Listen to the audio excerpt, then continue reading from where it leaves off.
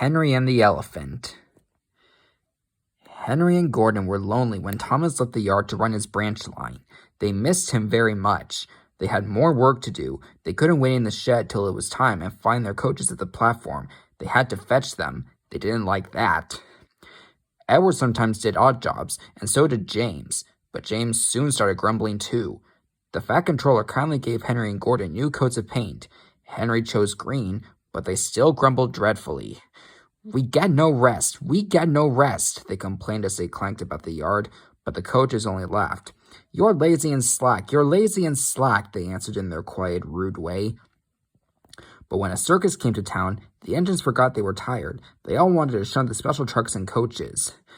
They were dreadfully jealous of James when the Fat Controller told him to pull the train when the circus went away. However, they soon forgot about the animals, as they had plenty of work to do. One morning, Henry was told to take some workmen to a tunnel which was blocked. He grumbled away to find 2 trucks to carry the workmen and their tools. Pushing trucks, he muttered in a sulky sort of way. They stopped outside the tunnel and tried to look through it, but it was quite dark. No daylight shone from the other end. The workmen took their tools and went inside. Suddenly, with a shout, they all ran out looking frightened. "We went to the block and started to dig, but it grunted and moved," they said. "Rubbish," said the foreman. "It's not rubbish. It's big and alive. We're not going in there again." "Right," said the foreman. "I'll ride in a truck and Henry shall push it out." "Wheesh," said Henry unhappily. He hated tunnels. He had been shut up in one once, but this was worse. Something big and alive was inside. "Peep, peep, peep, pip, pip, peep," he whistled. "I don't want to go in." "Neither do I," said his driver, "but we must clear the line." Oh dear, puffed Henry, as they slowly advanced into the darkness. Bump! Henry's driver shut off steam at once.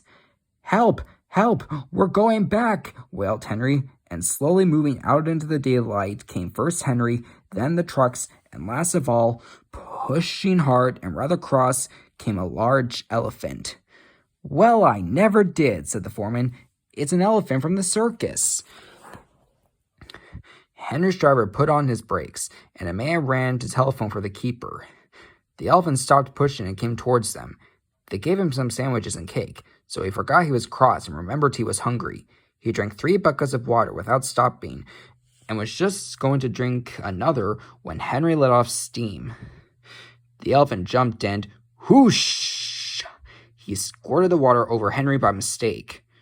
Poor Henry. When the keeper came, the workmen rode home happily in the trucks, laughing at their adventure, but Henry was very cross. "An elephant pushed me. An elephant hooshed me," he hissed. He was sulky all day, and his coaches had an uncomfortable time. In the shed, he told Gordon and James about the elephant, and I am sorry to say that instead of laughing and telling him not to be silly, they looked sad and said, "You poor engine, you have been badly treated."